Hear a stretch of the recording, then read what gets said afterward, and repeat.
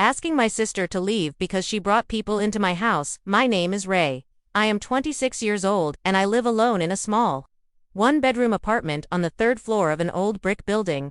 It is nothing fancy, just a cozy space, with a soft gray couch, a little desk for my computer, and a shelf filled with books I have read twice.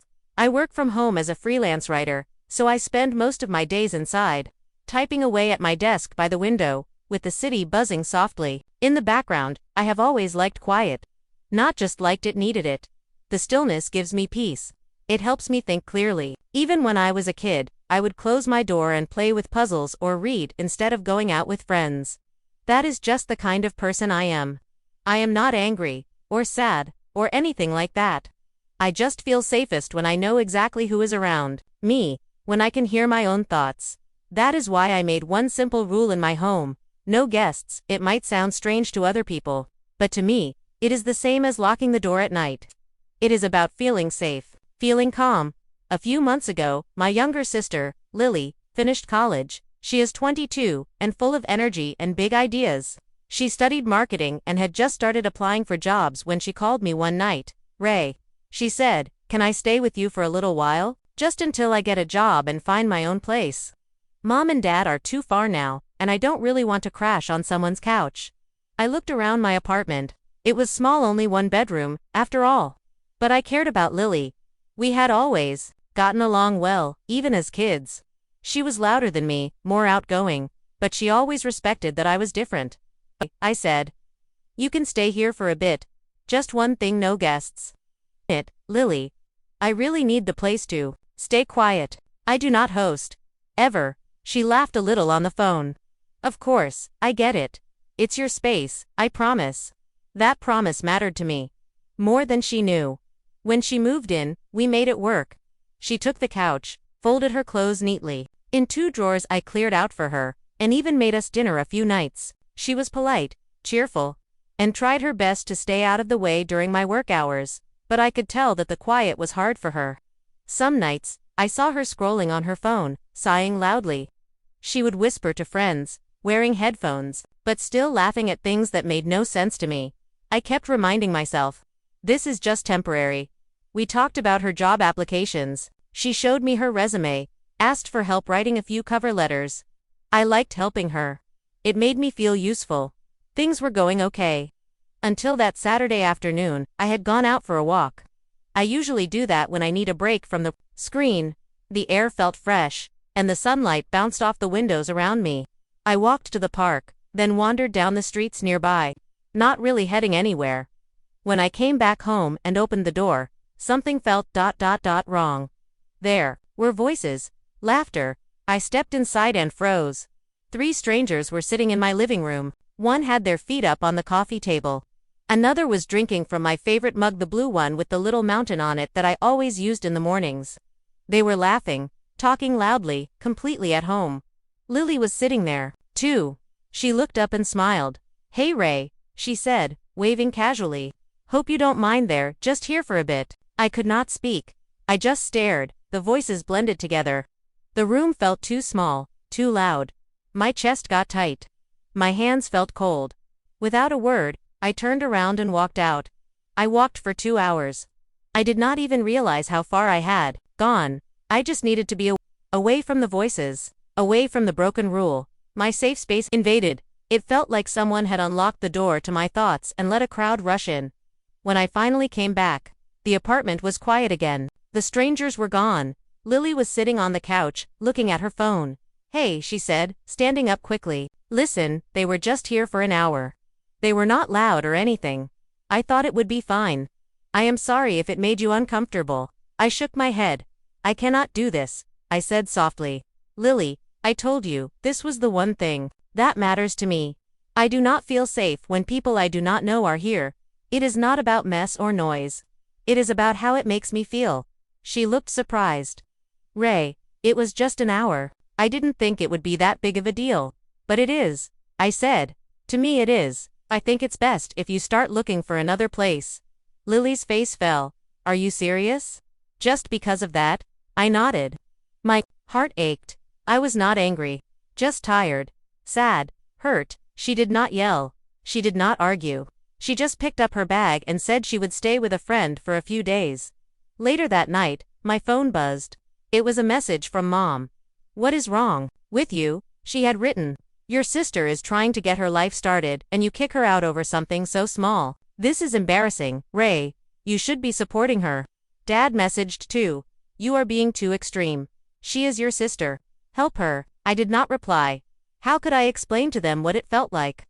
How it twisted something inside me, something that takes days, even weeks, to calm down. It was never about punishing Lily.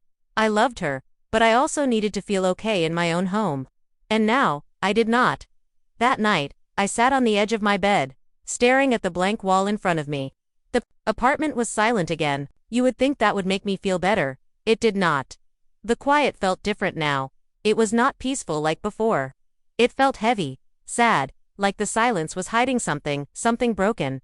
I looked at the couch. The blanket Lily had used was still folded neatly over the armrest. Her water bottle was sitting on the table, and one of her hair ties rested near the edge. Little things. But they felt big now. Like pieces of her were still here, even though she had gone. I woke up early the next morning. Even though it was Sunday, I made coffee and poured it into a plain white mug. I could not bring myself to use the Blue Mountain one, not yet. I sat down at my desk and tried to write. Work usually helped calm my thoughts, but the words were not coming today. Instead, I thought about Lily. I remembered when we were kids how she would follow me around the backyard with her tiny backpack and pink sunglasses, pretending we were going on an adventure. She would ask a million questions about the stars, about bugs, about why the sky was blue. I never minded. Even then, she was louder than me. Brighter. She made everything feel bigger. I remembered the time I helped her build a volcano for her science project. I stayed up with her for 2 nights in a row, painting the cardboard and mixing the baking soda and vinegar so it would bubble just right. She hugged me after we finished. "You are the best big brother ever," she said. And now I had asked her to leave. That afternoon, I called Mom. She answered quickly, her voice sharp. "Ray, I do not understand what you were thinking." I took a breath. "Mom, please, just listen." She sighed but said nothing. "I know it looks bad," I said, "but I made one rule. Just one. I do not feel safe with people I do not know in my home." I told Lily that. She promised, and then she broke that promise. I was not angry. I did not know what else to do. There was a pause. "She said they were only there for a little while," Mom replied. "She said you overreacted." I felt my hands curl into fists, then relax. Maybe I did, but I was scared. Not because they were bad people, but because it was a surprise. I do not handle surprises well. She knows that. Mom's voice softened. "You could have talked to her. You could have just told her not to do it again." I tried, I whispered. But she looked at me like it was no big deal. My feelings did not matter. "That hurt, Mom." Another pause. Then, "I know this is hard for both of you." The next day, Lily sent a message. "Hey, I'm still staying with Alina. I don't want things to be weird. I'm sorry if I scared you. I really didn't mean to. I just thought maybe you were doing better. I didn't think it would matter." I stared at the message for a long time before replying. "Thank you for saying that. I know I'm not always easy to live with. But this is how I am, and it does matter to me. I wish you had asked." No reply came that day, or the next. By the end of the week, the apartment looked exactly like it did before Lily moved in. Except it did not feel the same at all. I started going for longer walks again. I passed coffee shops where people sat together laughing. I watched brothers and sisters playing in the park, chasing each other, and shouting across the grass. I wondered if they would ever grow apart the way Lily and I might now. One evening, I walked past a bakery. The smell of cinnamon and sugar filled the air. I remembered how Lily used to bring home muffins from her favorite shop during college breaks. She would make us tea, and we would sit together in the quiet, just talking about life. It was those little things I missed the most. Saturday morning, the doorbell rang. I opened it slowly. Lily was standing there, holding a small paper bag. "Hi," she said quietly. "I brought muffins." I stepped aside. "You can come in." She walked in slowly, looking around. "Looks the same," she said, offering a small smile. We sat down, one on each end of the couch. I took a muffin from the bag. "Blueberry, my favorite." "I'm sorry," she said after a long silence. Really, I thought I was just helping myself feel normal. I didn't think about how it would affect you. That was wrong. I nodded. Thank you, that means a lot. I miss living here, she said. Not just the free rent. I liked being with you, even when it was quiet. I smiled a little. I miss it too. She looked at her hands. I'll still try to find my own place. I won't stay here again unless you really want me to. But I hope we're okay. I reached over and touched her hand. We are okay. I just need things to be a certain way. She nodded. I do now. That evening, after she left, I felt a little lighter. Maybe the quiet was not so heavy anymore. Maybe it was okay to miss people, even when they hurt you a little, especially when they say sorry. And just maybe, it was okay to forgive. After Lily left that evening, I sat by the window for a while and watched the sun set behind the buildings. The sky turned a soft orange, then a deep blue. The city lights blinked on, one by one, like stars waking up. I held the last muffin in my hand and smiled. She remembered. My favorite flavor. It was just a muffin. I know, but to me, it was something more. It was a quiet way of saying, I still care about you. The next few days went by slowly. I returned to my normal routine: early mornings, quiet workdays, peaceful evenings. But my mind was not as still as it used to be. Thoughts of Lily kept sneaking in. I thought about the way she looked when she said, I miss living here. Her voice had cracked just a little. She had meant it. I thought about how we used to watch movies together when we were younger. I would sit on one side of the couch with a blanket, and she would take the other side, always talking about the characters like they were real people. She had a way of making things come alive. We were very different people, but we had always made space for each other, until now. That Thursday I got a text. Do you want to get coffee this weekend? Just to catch up, no pressure. It was from Lily. I hesitated. I had not been to a cafe in a long time. I usually avoided busy places with loud conversations and too many smells. But something about her message felt gentle, safe. Sure, I replied. Saturday? Oh, perfect. I'll pick a quiet place. Saturday came with gray clouds and a soft drizzle. I put on my favorite sweater, the blue one with the soft sleeves, and grabbed an umbrella. The cafe she picked was small and tucked between a bookstore and a florist. It smelled like warm bread and cinnamon. Lily was already there when I arrived. She waved from a corner table. I got us a spot away from everyone. She said with a smile. Thanks, I replied, sitting down. This place is nice. She handed me a warm mug of tea. Chamomile, I remembered. I looked at her and smiled. You remember a lot of things. She shrugged. I try. We sat in silence for a while, sipping our drinks. Then she said, Can I tell you what I was thinking that day? When I invited those people over. I nodded. I felt alone, she said softly. You were working all the time, and I was sending out job applications and hearing nothing back. I felt like I was failing. I was just floating through the day with no real plan. And my friends, well, they said, Come on, just hang out for a bit. You'll feel better. I told them you did not like guests, but I said, he won't mind, just this once. I told myself you were doing better. I stayed quiet, letting her finish. But I was wrong. I was selfish. I broke the one promise you asked me to keep. I swallowed hard. I understand why you felt that way. I know it must be hard, trying to figure things out. I do not blame you for needing people around. I wish you had asked first. She nodded. Me too. We talked for nearly 2 hours. About small things. About big things. About how hard it is to grow up and figure out who you are. About what it means to need space, but also need people. I told her more about why I struggle with surprises. How loud voices or new faces in my home make my chest feel tight. She really listened. She asked, Have you always felt that way? I thought for a second. Yes, even as a kid. I used to hide in my room when we had visitors. I felt safer. There. My room was my space. My safe place. She nodded slowly. I remember that. I just never understood it until now. When we said goodbye, she gave me a long hug. I love you, Ray, she whispered. I am sorry I made you feel unsafe. I love you too, I said. And I am sorry I had to ask you to leave.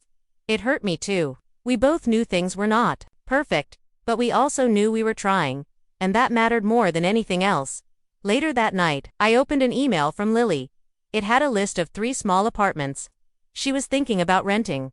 Would you mind helping me look through these tomorrow? I smiled and replied, of course, I would love to. The next morning, we video called and clicked through the listings together. She liked one with a balcony and big windows. I liked one with a reading nook. We laughed when one of the kitchens had bright pink tiles. This one looks like a cartoon, I said. She giggled. Maybe not that one. It felt good, easy, familiar, like we were learning how to be siblings again, even from a little distance. Sometimes healing does not come all at once. Sometimes it comes in muffins and chamomile tea, in careful words, and quiet mornings, in choosing to forgive, in choosing to listen, and sometimes it just takes one more conversation, one more chance to understand. Do. Weeks passed. Lily found a small studio apartment in a quiet part of the city. It had tall windows that let in soft light, a tiny kitchen with 2 shelves, and just enough room for her bed and a little desk.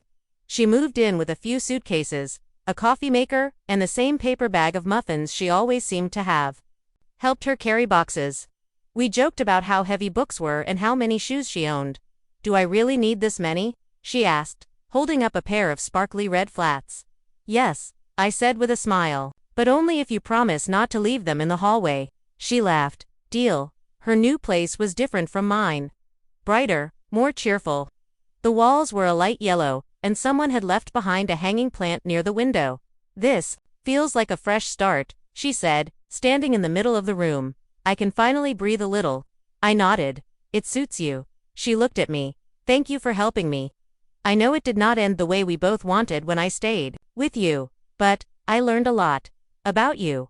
About myself. Me too, I said. I think I thought being alone all the time meant I was protecting myself. But maybe sometimes I was just hiding. She tilted her head. You are not hiding now. No, I said softly. Not now. We started meeting once a week. Sometimes, for lunch, sometimes to walk through the park. The visits were short, simple, and easy. We talked about her job interviews, about a book I had just read, about funny things we saw online. We did not bring up the night I asked her to leave. Not because we were avoiding it, but because we had already spoken from the heart. The wound had started to heal. One day, she got a call. I was at home, working at my desk, when she sent me a voice message. Ray, I got the job. I start next Monday. It is a marketing role at a small company downtown. I am so happy I could scream. I smiled to myself. I could hear the joy in her voice. The spark. The excitement. I typed back. That is amazing. You deserve it. I'm proud of you. She replied with a dozen happy emojis. Later that week, she invited me over for dinner. I cooked, she said proudly. Well, sort of. Pasta and garlic bread. And I bought your favorite tea. I sat at the little table in her new kitchen. She was buzzing with excitement, lighting a candle she found on sale and humming to herself as she stirred the sauce. You know, she said, placing the plate in front of me. I was thinking. Maybe one day, when we both have bigger places, we could live closer again, but with our own space. Like neighbors, that could work, I said. With a rule book, she laughed. Definitely. As I walked home that night, I passed the quiet streetlights and the empty sidewalks. The city felt calm. I thought about how much had changed in just a few weeks. Lily had grown stronger. I had learned to speak up for myself in a kinder way. And together, we had found something even more important than space understanding. A few days later, Mom called.